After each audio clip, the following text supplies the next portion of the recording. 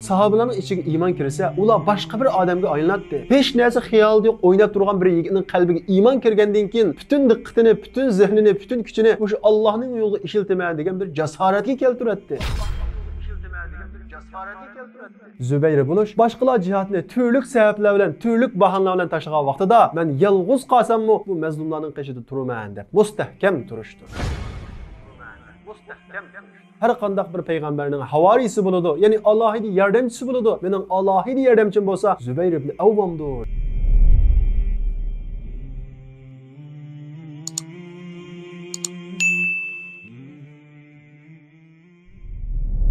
Biz bugün Peygamberimiz Muhammed Aleyhisselam'ın havarisi, yani alohida yordamchisi Bedir urushida uning ko'rsatgan qahramonligi, fidokorligi tufayli Jibril Aleyhisselam, yani farishtalarning eng ulug'i bo'lgan Jibril Aleyhisselam musulmonlarga yordam berish uchun Bedir maydoniga tushgan vaqtida uning siyoqida tushgan Napoleon qal'alaridan eshib tushgan, hech kim jur'at qila olmagan eng xatarlik, eng qiyin paytlarda mana men deb o'tirg'i tushadigan buyuk qahramon sahoba Zübeyir ibn Avvam bilan tanishib chiqamiz. Zübeyir ibn Avvam Peygamberimiz Muhammed Aleyhisselam'ning hammisi Safiyaning o'g'li edi. Zübeyir ibn Avvamning dadasi Avvam ibn Huwaylid Peygamberimiz Muhammed Aleyhisselam'ning suyumlik ayoli Khadija binti Huwaylidning o'g'il bir tuqqani edi. Ya'ni Peygamberimiz Muhammed Aleyhisselam Zübeyir ibn Avvam bilan bir nervi bo'lib qolmay, ayoli tarafidan tuqqandarchiligi bor edi. Peygamberimiz Muhammed Aleyhisselamga vahiy kelganda, Peygamberimiz Muhammed Aleyhisselam'ning hammisi Safiya Peygamberimiz Muhammed Aleyhisselamga tunji bo'lib iymon etgan ayollarning qatoridan edi. Shundaqla uning 16 yoshlik o'g'li Zübeyir ibn Avvammi onasi bilan birlikda Peygamberimiz Muhammed Aleyhisselamga iymon etdi. Safiya Peygamberimiz Muhammed Aleyhisselam'ın hammasi bo'lib qolmay, nihoyat qahramon, qo'rqmas ayol edi. Bilginimizdek Xandaq urushida Madinaning ichidagi Yahudilar Peygamberimiz Muhammed Aleyhisselamga bergan ahdisini buzib, Madina shahar ichida qolib qolgan sahobalarning ayol bola-chaqalariga hujum qilish uchun bir Yahudi jasusni ularni kuzatish uchun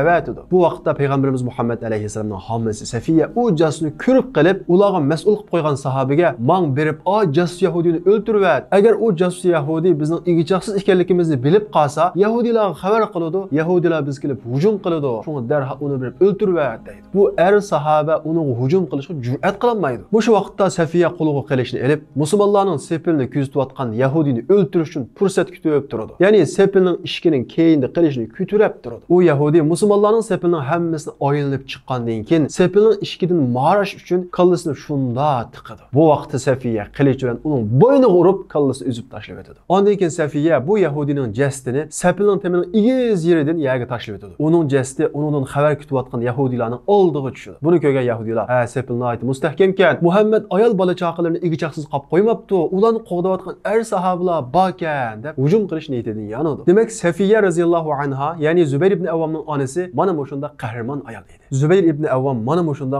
qo'rqmas, botur ayolning tarbiyasida cho'ng bo'lgan edi. Zübeyir ibn Avvamning dadasi Avvam ibn Huwaylid burun vafot topgan bo'lib, Zübeyir ibn Avvamga uning tog'ilari igidarchilik qiladi. Uning tog'ilari Abu Lahab va undan boshqa mushrik tog'ilari Zübeyir ibn Avvamning musulmon bo'lganligini anglab, uni bo'rug'i yo'gab, ostidan o't qo'yib berib, tutun bilan nihoyat qattiq azoblaydi. Sen kichik turib, nima deb Muhammadga ergishsa, sen tex oqqarni paqatmaysa, uning keyniga nodonlik bilan ergishib ketyapsa, iymoningdan yon deb majburlaydi. Zübeyir ibn Avvam bu vaqtida faqat 16 yosh edi. Hamda atrofimizdagi 16 yoshlik bolalarga qarab boqaylik. Nima ish qilyapti? Zübeyir ibn Avvam ana shunda qiynalgan bo'lsa-mu, iymondan qilchi tarvanmay, iymondan yonmaydi. Tog'isi uni urib boqadi, qiynab boqadi, ana shunda tutun bilan azoblab boqadi. Lekin Zübeyir ibn Avvamning yoshi kichik bo'lsa-mu, iymoni nihoyat cho'ng, mustahkam edi. Hatto uning tog'isi uni iymondan yondirish uchun uni o'ltirayotganda tas qoladi. Shundaqmi Zübeyir ibn Avvam iymondan yonmaydi. Zübeyir ibn Avvamning Peygamberimiz Muhammed Aleyhisselamga bo'lgan iymoni va sevgisi nihoyat yuqori edi. Bir kuni u uyda o'ltirgan vaqtida Rasululloh o'ltirildi, ya'ni Muhammad o'ltirildi degan bir ovozni anglaydi. Zübeyir ibn Avvam bu gapni anglagandan keyin ixtiyorsiz holda qo'liga qilishni elib o'rnidan turib ketdi-da, uyning sirtiga chiqib, nihoyat darg'azab bilan qotil qani deb mangdi. Makka ko'chirdik kishilar, bu bolaga nima bo'lgandi? Bu bola beshni o'ltirib yotgudak, qaranliq qilish ko'tirib olgan bola deb to'lishib ketdi. Bu vaqtda Zübeyir ibn Avvamning abdi nihoyat yomon bo'lib, uni hech kim to'xtalmaydi. Peygamberimiz Muhammed Aleyhisselam Zübeyir ibn Avvamni yiroqdan nihoyat darg'azab bilan qilishni planlatgan holda qotil qani deb ketayotganini ko'rib, "Ey Zübeyir" deb chaqirdi. Zübeyir ibn Avvam Peygamberimiz Muhammed Aleyhisselamning ovozini anglab, shu yerda to'xtab qoldi va Peygamberimiz Muhammed Aleyhisselam'ı görüp onu kucaklap yığılap gidiyordu. Ne oldu ey Zübeyir deydi. Zübeyir ey Resulullah sen öldürüldü dep aldım deydi. Peygamberimiz Muhammed Aleyhisselam onundaki gazap uçqununun özünü qoğdaş ekanligini bilip ey Zübeyir agar şundaq bo'lgan bo'lsa qanday qilatding? Ya'ni birisi meni o'ldirib etgan bo'lsa qanday qilatding deydi. Zübeyir ibn Avvam onun kallasını çapatdım deydi. Peygamberimiz Muhammed Aleyhisselam 16 yaşlık bu yigitning ko'zidagi peygamber söygüsünü görüp onun dua qiladi. Sahabalar Peygamberimiz Muhammed Aleyhisselam'ni ana shunda qo'g'daydi. Allohning elchisi bo'lgandan keyin, Alloh tanlagandan keyin Alloh o'zi qo'g'disin deb Bani İsraillarcha tafakkur qilmaydi. Allohning elchisi bizga o'xshash bir inson, uni qo'g'damasak u majburiyatini ado qilolmaydi. Uni qo'g'dash bizning majburiyatimiz, uning amonligini saqlash bizning iymonimizning taqozosi deb qaraydi. Shundaqla sahabalarning ichiga iymon kirsa, ular boshqa bir odamga aylanadi. Hech narsa xiyolda yo'q, o'ynab turgan bir yigitning qalbiga iymon kirgandan keyin butun diqqatini, butun zehnini, butun kuchini o'sha Allohning yo'liga ishiltiman degan bir jasoratga keltiradi. Ya'ni iymon ularni jim o'ltirg'izmaydi, harakatga keltiradi. Ammo biz shu ishimizda iymon bor deymiz. Xuddi saxta puldek bormi yo'qmi desa bor, lekin o'tmaydi, qimmati yo'q. Bizni harakatga keltirolmaydi. Zolim qarshi qo'limizga bir narsa og'zolmaydi. Shuning uchun bizning iymonimiz bizning ahvolimizni o'zgartirmaydi. O'zimizda va ruhiyatimizda o'zgarish qila olmagan iymon bizning ahvolimizni qandoqmi o'zgarsin? Dunyoda ahvolimizni o'zgartirmagan iymon oxiratdagi ahvolimizni qandoqmi o'zgarsin? Asli iymon bir yiqilg'u, bir kuch, bir odamning qalbiga iymon kiradi ekan, u odamda ajoyib bir energiya bo'ladi. Zolim qarshi hech narsadan qo'rqmaydi. O'ylab baqing 16 yoshli Zübeyir ibn Avvamni uydan dastur g'ozib, qilishni qo'liga og'izib, ana shunda g'azab keltirgan narsa nima? Uningdagi iymon. Endi o'zimizga qarab baqaylik. Bizda rost iymon bormi ekan yoki og'zimizdagi saxta iymon bormi ekan? Alloh taolo Qur'oni Karimda "Va minan nasi men yaqulu amanna billahi val yawmil akhir va ma hum bimu'minin." Kishilarning orasida shundaq bir kishilar borki, ular biz iymon aytdik deydi. Xuddi bizga o'xshash. Biz musulmon, biz mu'min deydi, lekin ular mu'min emas deydi. Ya'ni amaliyotda bo'lsa, ular mu'min emas deydi. Ya'ni ularning iymoni faqat og'izda. Ya'ni og'izda musulmon, og'izda mu'min. Ammo qalbimizda va yoki amaliyatimizda u iymondan qilcha asari yo'q. Yani iman etdik deymiz. Allah çekilgan işlerden özümüze tapmaymiz. Ticaretlerimizge haram eleştirimiz. Allah mani çekildi dese onun açığımız gep kalıdı, keynimizge yanılmaymiz. Bu iman münafıklarning imanı. Biz özümüzde qaytadan bir tekşürümüzsek, özümüz his qilmasdan saxt biz bir müminge aylanıp qalıvatımız. Yani bir münafıqsıman bir müminge aylanıvatımız. İman ba deymiz, lekin o iman saxta. Bizni hareketke ekelenmeydi. İsimizde bolsun. Bizni hareketke ekelenmegen, yaman işlerden tusiyanmagan, yaxşılağı bizni buyuruyalmagan, ündeyelmegen iman emas. Eğer bir adam ben mümin, ben iman ettim deyiş bilallah, yani ağızda dep qo'yish bilallah mümin bo'lgan ish bo'lsa-ti, munofiqlarning hammasi mümin. Chunki munofiqlarning hammasi men mümin deydi, lekin amaliyotida, qalbida iman etmaydi. Bir odamning qalbida iman etmaganligining isboti nima? Amaliyotida bo'lmaganligi. Amaliyoti harakatga o'tmaganligi. Shuning uchun biz iymonimizni qaytadan bir tekshirib chiqishimiz kerak. Bundaq saxta iymonda na huzur, na lazzat bo'lsin. Bundaq iymonning qilchi ta'm bo'lmaydi. Ya'ni iman etdim, mümin bo'ldim deysiz, yana ruhingiz tushkun, yana shu kofirlarga o'xshash buruq turma, shundaq holatda yashaymiz. Nima ish qilaylik? Undan huzur alamaymiz. Qanchalik pul tep ketayli, qanchalik isil o'ylada o'ltirib ketayli, ya'ni ko'nglimizning bir xil bir yerlar aram topmaydi. Chunki bizning qalbimizdagi iymon saxta iymon. Zübeyir ibn Avvam ana shundaq kichik bo'lsa-mu, iymoni uchun ig'ir sinoqlarga duch keladi. Tog'alar tarafidan har xil zulm va aziyatlarga uchraydi. Oxiri u Makkada turish imkoniyati qolmagan vaqtida Payg'ambarimiz Muhammad alayhisalomning o'rinlashtirishi bo'yicha Habasistonga hijrat qilgan musulmonlar bilan birga Habasistonga hijrat qiladi. U Habasistonga borgandan keyin Payg'ambarimiz Muhammad alayhisalomga bo'lgan ishtiyoq nihoyat qo'zg'aladi. Hijrat azobi uni azoblaydi. Onasidan ayrılganlığa, tug'ilib o'sgan yurtidan ayrılganlığa emas, Peygamberimiz Muhammed Aleyhisselam'dan ayrılganlığı onun nəhayət ağır keladi. Axırı bulanmay, yana Məkkəyə qayıtıb keladi. Məkkəyə qayıtıb kelishi bilan tog'alar uni yana tutub, yana iymonni yerishga majburlaydi. Yana o'g'i sulab qo'yadi. Har xil qiyin qistaqlarga oladi. Ikkinchi qatim Peygamberimiz Muhammed Aleyhisselam uni yana ikkinchi qatim Habasistonga mangan sahobalarga qo'shib qo'ydi. Shunda qilib Zübeyir ibn Avvam sahibul hijrateyn, ikki hijrat sahibi degan bu sharafga erishdi. O'ylab baqing, yosh bir yigit faqat iymoni uchun Peygamberimiz Muhammed Aleyhisselamga ergashganligi uchun yurtidan ikki qatim surgun qilindi. Mushriklarning sahobalar bilan Zübeyir ibn Avvam bilan zimin davosi yo'q edi, faqat iymon davosilar bor edi. Ya'ni iymondan yansa yoki iymonni qattiq maxfiy tuta olsa, o'zining yurtida yashay oladi. Lekin Zübeyir ibn Avvam iymondan qilchi yanmag'achqa o'zining yurtidan ayrılishga majbur bo'ldi. Zübeyir Habasistonda bir qancha yil qoladi, yeshi yo'g'inaydi, boshqalarga buzak bo'lmaydigan bir holatga keladi. Undan keyin u Makkaga yana qaytib keladi va Payg'ambarimiz Muhammad alayhisalomning qashidan ayrilmay, Payg'ambarimiz Muhammad alayhisalomning davosida esasda muhim o'rin oladi. Shundaqla payg'ambarimizdan ta'lim oladi. Payg'ambarimiz Muhammad alayhissalom uni Abu Bakrning qizi Asmoga o'ylab qo'yadi. Ya'ni Zubayr ibn Avvam Hazrat Oyshaning ochisi Asmo binti Abu Bakr Siddiq bilan o'ylanadi. Uzoq o'tmay Asmo tunji o'g'li bo'lgan Abdullah ibn Zubayrga homildor bo'ladi. U homildor holatida Alloh taoladan payg'ambarimiz Muhammad alayhissalomga Madinaga hijrat qilish buyrug'i tushdi. Payg'ambarimiz Muhammad alayhissalom Hazrat Abu Bakr Siddiq bilan Madinaga qarab yo'l oladi va mushriklarni eziqtirib o'tish uchun Makkaning sirtidagi 1500 metr egizlikdagi Sur g'orining ichiga kirib panolanadi. Bu vaqtda quruqligiga 7 oylik bo'lgan Asmo binti Abu Bakr Siddiq shunchalik ig'irlashganligiga qaramay 3 kun bo'yincha Hazrat Abu Bakr va payg'ambarimiz Muhammad alayhissalomga taqqa yomishib chiqib, ya'ni 1500 metr egizlik taqqa yomishib chiqib tomoq tushiydi. Payg'ambarimiz Muhammad alayhissalom va Hazrat Abu Bakr Madinaga saq salomat berib olgandan keyin Zubayr ibn Avvam va Asmo binti Abu Bakr Siddiq Madinaga hijrat qiladi. Asmo Madinaga kelibla o'g'li Abdullah ibn Zubayrni yengidi. Abdullah ibn Zubayr, ya'ni Zubayr ibn Avvamning tunji o'g'li Madinada tug'ilgan tunji muhojir buvoq bo'ladi. Zubayr ibn Avvam Madinaga borgandan keyin payg'ambarimiz Muhammad alayhissalomning eng yaqin hamrohlarining birisiga aylanadi. Badr urushi yuz berganda Zubayr ibn Avvam ajoyib bir qahramonlik ko'rsatdiki, Alloh yordam berish uchun cho'ygizgan farishtalarning eng ulug'i Jibril alayhissalom Zubayr ibn Avvamning siyoqida tushdi. Bu nima degan sharaf? Uhud urushi yuz berganda Zubayr ibn Avvam payg'ambarimiz Muhammad alayhissalom bilan birga chiqdi. Urush boshlanishdan ilgari ayni davrdagi urushlarning qoidasiga asosan eng avval yakmu-yak elish boshlanadi. Mushriklar qo'shinidan eng qaram, eng talva, eng mashhur chavandaz deb nom olgan Talha ibn Talha o'tirg'i tushdi. Talhaning o'tirg'i tushganligini ko'rgan sahobalarni jimjitlik bosdi. Urush bo'lsa, men deb turgan sahobalarning hech qaysini sado chiqmaydi. Shu vaqtda jimjitlikni buzib, Zubayr ibn Avvam "Mana men tushay ey Rasululloh" deb o'tirg'i sakrab tushdi. Va hiliqi mushrikqa yo'lbostak etib berib, uning tugisining keyniga minib oladi va uni tugisining tepasidan do'miltib yerga tushirdi. Ondan keyin tugisini sakrab tushib, uning bo'yniga qilich urib, bo'ynini uzib etdi. U mushrikning bo'ynining qapoqdek yerga do'milib tushganligini ko'rgan sahobalar tek bir sadosi yangrab ketdi. Allohu akbar deyishib ketdi. Shunda qilib urushdan burungi yakma-yak elishda musulmonlar g'alaba qildi. Ondan keyin rasmiy jang boshlanib ketdi. Urush nihoyat qizib ketdi. Bu urushda Zubayr ibn Avvam ajoyib qahramonliklarni ko'rsatdiki, payg'ambarimiz Muhammad alayhissalom uning ko'rsatgan qahramonligiga "Ota-onam sana fido bo'lsin ey Zubayr ibn Avvam" deydi. Odatda bu sahobalar payg'ambarimiz Muhammad alayhissalomga deydigan faqat so'zni bo'lmasdan keyingi amaliyot yushiringan, ya'ni vaqti kelsa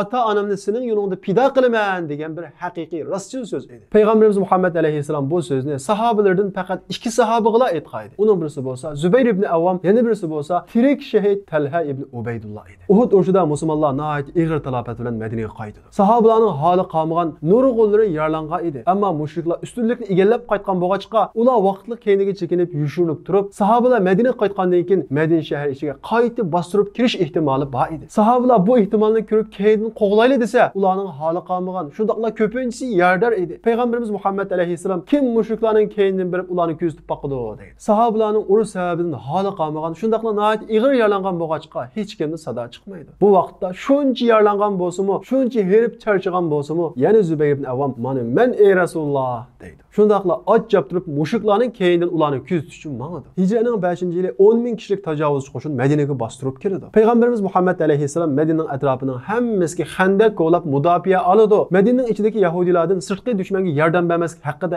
ahd oladi. Tajovuzchi qo'shin Madinaga yetib keladi va xandakni ko'rib, undan o'tolmaydi. Lekin xandakning u tarafida turib o'qiya etib, shiddatli hujum qiladi. Sahobalar bo'lsa xandakning bu tarafida to'pining keyinda turib mudofaada turadi. Urush nihoyat qaynab ketadi. Sahobalar ozroqla bel qo'ysa yoki ozroqla bo'shonlik qilsa, mushriklar o'tib oladi. Nihoyat shiddatli urush sababidan sahobalar namozlarini o'qiyanmay 5 vaqt namozini jug'lab o'qishga majbur bo'ladi. Mana shunday shiddatli paytda, nihoyat qo'rqinchli qiyin paytda Madinaning ichidagi yahudiylar ahdisiga xiloflik qilib, tajovuzchilar bilan birlashibdi, ularga yordam beribdi degan xabar keladi. Bu vaqtda sahobalarning ko'z oldi qorong'ushib ketadi. Chunki oldida shiddatli dushman, keyinda bo'lsa bola chaqalari, ayollar qilib qolgan. Agar u Madinaning ichidagi yahudiylar xiyonat qilib qolsa, ayol bola chaqalarining hammasiga hujum qiladi, uni o'ltirib o'tadi. Agar bu yerdagi sahobalar ayol bola vaqtlarimizni qo'g'daymiz deb bu mudofaatdan chekinsa, tajovuzchi qo'shin besib kiradi. Nihoyat qiyin bir payt. Mana shunday eng qiyinchilik, eng xatarli paytda payg'ambarimiz Muhammad alayhissalom kim Madina shahri ichiga kirib yahudiylarni ko'zitib keladi. Bu nihoyat xatarlik bir xizmat edi. Hech kimdan sado chiqmaydi. Yana Zubayr ibn Avvam "Mana men ey Rasululloh" deydi. Payg'ambarimiz Muhammad alayhissalom yana takrar "Kim bor edi?" deydi. Yana Zubayr ibn Avvam "Mana men" deydi. 3-qatim so'raydi, faqat havoda Zubayr ibn Avvamning qo'llab pulanlab turdi. Payg'ambarimiz Muhammad alayhissalom Zubayr ibn Avvamni kuzatib kelishga avatdi. Mana shunday eng qiyinchilik, eng xatarlik paytlarda payg'ambarimiz Muhammad alayhissalomning kim degan bu savolning javobi doim Zubayrdan keladi. Zübeyir bo'lish degan mana bu shundaq hech kim jur'at qilolmaganda, hamma odam qo'rqqanda va har xil sabablar bilan keyniga chekingan vaqtida mana men deb turishdir. Zübeyir bo'lish hamma odam islomdan xuduksirganda, islomni yushirganda, hamma odam keyniga chekinganda, ahli ulumodan, islomdan nafratlangani boshlagan vaqtida mana men islomning xizmatini qilaman, mana men islomdan qashturaman, mana men islomning xizmatini qilganlarning yanında turaman deb mustahkam turish Zübeyir bo'lishdir. Hamma odam dunyoning rohat farog'atini qo'g'lab, faqat mushu dunyoda yaxshi turmush kechirish uchun tirishayotgan, oxirat hayotini unutayotgan paytda rohat farog'at qo'g'lashmay, islom uchun o'zini atiyolganlar, islom xizmati uchun,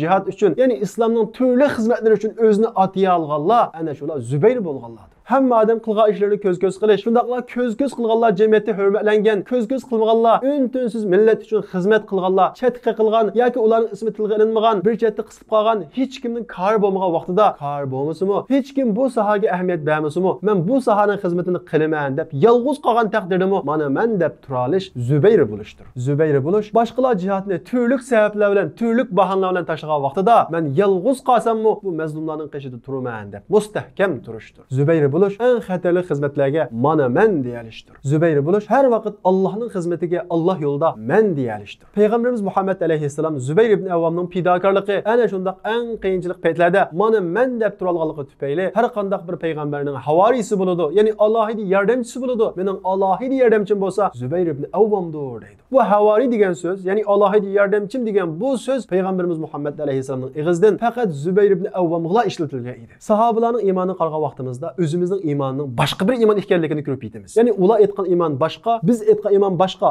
Xuddi ular ishongan Alloh boshqa, biz ishongan Alloh boshqa. Ular kirmoqchi bo'lgan jannat boshqa, biz kirmoqchi bo'lgan jannat boshqa deb his qilamiz. Chunki ularning iymoni ishongan aqidasi uchun jon beraydigan bir holat keltirgan. Ammo bizning iymonimizning hech qanday kuchi yo'q, quvvati yo'q. Bunday iymon faqat musulmonlarning jamoatidan ayrilib qolmay, qizlarimizni musulmonlarga berib, o'g'limizga shu musulmon jamoatlarning qizlarini epagili yetidi. Ya'ni musulmon jamoat bo'lib yashag'ili yetidi. Ammo jannatga kirgili, do'zaxning azobidan qutulishga yetamdi, o'zimizni bir o'ylab boqishimiz kerak. Chunki biz musulmon, biz Alloh yo'lida xizmat qilamiz devatgan bizmi? Alloh yo'lida xizmat qilmoqchi bo'lsak, jinimiz og'rimasligi kerak, bir aziyatga uchramasligimiz kerak, zulm topmasligimiz kerak, normal turmush ritimiz ta'siriga uchramasligimiz kerak, bolalarimizdan ayrilmasligimiz kerak. Ya'ni nurg'ulg'an shartlarimiz bor. Ya'ni biz Alloh yo'lida xizmat qilish uchun hamma narsamiz talolsa, jinimiz og'rimasa, hech narsamiz kamlab qolmasa, undan keyin xizmat qilamiz. Islom xizmati, islom da'vosi bizning, ya'ni islom uchun xizmat qilaman devatganlarning birinchi darajadagi muhim ishi bo'lolmayapti. Yana shundoq turib Zübeyir kirmoqchi bo'lgan jannatga kirishni o'ylaymiz. O'ylab qilishimiz mumkin. Biz namoz o'qiymiz, kunda 5 vaqt, zakot beramiz, ba'zimiz haj qildik, bu shundoq yaxshilarni qilyapmiz deb o'zimizni aldamaylik. Esimizda bo'lsin, shu Zübeyir namoz o'qiydi, Zübeyir zakot beradi, Zübeyir ibn Avvam bay sahobalarning qatoridan edi, Zübeyir haj qilgan, Zübeyir umra qilgan. Biz qilgan ishlarning hammani qilib, undan keyin yana qanoat qilmay, ana shundoq badallarni to'lagan. Shundoqla payg'ambarimiz Muhammad alayhissalom mening havoriyim, ya'ni mening alohida yordamchim, u jannat ahlidan deb xabar bergan bo'lsa-mu, yana xotirjam bo'lmasdan hayotining oxirigacha o'zini islomga etibli yashagan. Shuning uchun ular jannatdan bishorat berilgan. Zübeyir ibn Avvam Rasululloh bilan birga toki Rasululloh vafot topgan qadar elib bo'lgan urushlarning, jihatlarining hammasiga to'liq qatnashdi. Rasulullohning vafotidan keyin Hazrat Abu Bakrning davrida Hazrat Abu Bakrning Rimlarga elib bo'lgan urushida, ya'ni Yarmuk urushida ajoyib qahramonliklarni ko'rsatdi. Uning ko'rsatgan qahramonligi Rimliklarni hang-tang qoldirib edi. Ya'ni Rimlar qo'shini nihoyat mustahkam holda saf tuzab turgan vaqtida Zübeyir ibn Avvam otning chullurini tutmasdan ikki qo'lda ikki qilishni tutib, Rimlarning qo'shiniga bo'sab kirib, oxirdan chiqadi. Shundaqla oxirdan kirib 5 dan chiqib, ularning saflarini buzib o'tadi. Kirgan vaqtida nurg'un Rimlarning kallasini uzib tashlaydi. Chiqqan vaqtida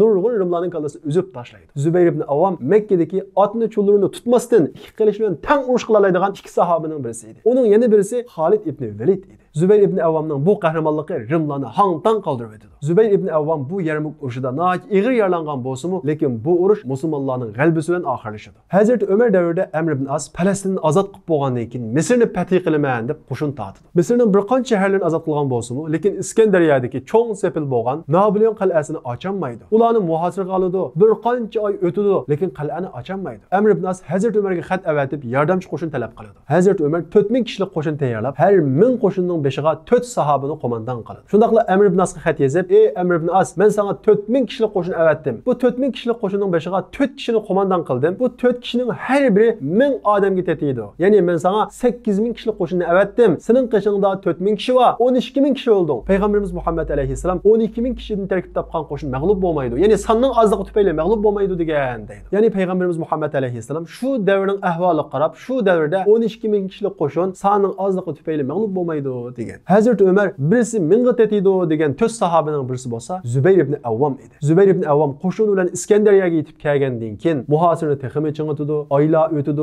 yana qal'ani ochanmaydi. 6 oy o'tgan bo'lsa-mu, qal'aning eshilishini hech umid ko'rinmaydi. Zübeyir ibn Avvam o'ylanib, qal'aning atrofini to'xtamay kuzatib, cho'g'ilib yurib, eng oxiri qal'aning ajoyib, eng igiz tarafi bo'lgan mushiyadan kirsak bo'ladi ekan deydi. Chunki u tarafi igiz bo'lg'achqa, ya'ni odamning yomishi mumkin bo'lmag'achqa, qibtiylar u yerning mudofaasini ojiz qilgan edi. Buni Zübeyir ibn Avvam oldin faraz qilib, mush tarafdan kirayli deydi. Ammo sahobalar bu tarafga yomishib chiqish mumkin emas, qandoq chiqamiz deydi. Zübeyir ibn Avvam to'g'ri bu yerning sahobalarning hammasi erishib tushunmaydi. Sizlar meni igiz shotida ko'tiringlar, men sepildim ish qandan keyin Allohu akbar deb to'lay, sizlar kenimdan to'langlar, takbir sadosini anglan qibtiylar. Bizni bu yerdan besib kiribdi deb balkim taslim bo'lishi mumkin deydi. Amr ibn As Zübeyir ibn Avvamning bu taktikasini to'g'ri ko'rgan bo'lsa-mu, lekin bu xatarlik bir taktika. Agar biz shuni ko'tarsak, agar u yerning mudofaasi biz o'ylaganday bo'lmay kuchli bo'lib qolsa, sen o'qiy aytib seni o'ldirib o'tadi, seni shahid qilib o'tadi. Shunga buni men qo'shilmayman deydi. Lekin Zübeyir ibn Avvam tekrar deyish orqali men Alloh yo'lida shahid bo'lsam mayli, bir odam shahid bo'lib bu qo'rg'on eshib ketsa, pati qilinsa, bu texmi yaxshi. Men buning rozi. Shunda qilinglar deb o'zini ataydi. Shunda qilib sahobalar igiz shuti yasab, Zübeyir ibn Avvamni shutida igiz ko'tardi. Zübeyir ibn Avvam qal'aning eng igiz tarafidan eshqan hamalla u yerning quruq ekanligini ko'rdi-da, Allohu akbar deb to'laydi. Keyin sahobalar guldiras shaklda Allohu akbar deb takbir sadosi yangradi. Zübeyir ibn Avvamni ko'rgan qibtiylar, biz o'ylamagan yerdan kiribdi, biz bu yerni yamishib chiqolay deb o'ylamagan edik deb hang-tang qoladi va endi taslim bo'lmasak bo'lmadi deb oxiri taslim bo'lib sepilning eshigini ochadi. Shunday qilib Zübeyir ibn Avvamning aql parosati va taktikasi bilan bu qal'a fath qilinib muqavqa sulhiga majbur bo'ladi. Zübeyir ibn Avvam jannat bilan bishorat berilgan bo'lishiga qaramay, xuddi do'zax bilan bishorat berilgandek hayotining oxirisini, ya'ni o'limini, shahodatini oxirlashgan deb umid qiladi. Shahodat bilan oxirlashmasa-mu, ularning jannatga kirish aniq edi. Lekin shundaqdimi, ular savobga to'ymaydi. Allohning nazardagi o'rinning yuqori bo'lishiga to'ymaydi. Eng yuqori o'rinni izlaydi. Uning ana shundaq eng xatarli yerlarga o'zini etishi, urushlarning hech qaysining qolmasligi, shundaqla urushlardagi fidokorligi tufayli uning badanidan yaralanmagan yer qolmagan edi. Hatto u o'zi mening uyatliq joylarimdan qilich tegmagan yer qolmadi degan. Ya'ni uning badanidan qilich, o'q yo neyz tegmagan bir yermi qolmagan edi. Bizning Alloh yo'lida burnimiz qanab baqdimi? Birimiz sinib baqdimi? Alloh yo'lida jinimizni berish emas, ba'zi havoyi havaslardan voz kechmayotimiz. Harom savdolarimizdan voz kechmayotimiz. Alloh to'sqan ishlarimizdan voz kechmayotimiz. Tijoratlarimizga harom aralashtirishdan, yolg'on so'zdan, xiyonatdan o'zimizni tortmayotimiz. Yana shunday qilib o'zimizni mu'min deymiz. Xijil bo'laylik. Ular qarg'a vaqtimizda, bizmi musulmonmi? Bizmi iymon etdikmi? O'zimizdan bu savolni bir so'raylik. Alloh Zübeyir ibn Avvamga rahmat qilsin. Alloh bizga Zübeyir ibn Avvamga o'xshash rost haqiqiy iymon ato qilsin. Bizni harakat ekilaydigan, bizni jim o'ltirg'izmaydigan, bizni harom ishni to'salaydigan, Alloh cheklagan bütün ishlarni o'zimizga keniga yandiralaydigan va Alloh yo'lida meni men deyalaydigan bir iymon ato qilsin. Sahobalar izidin, chaqnagan izzat nuri, o'tgan siqin idin, haq islomning tulquli. Başakmaz kafirlar, şiddet bilen atseli. Hamza Halit Musaddak, şir yücek oğlanları.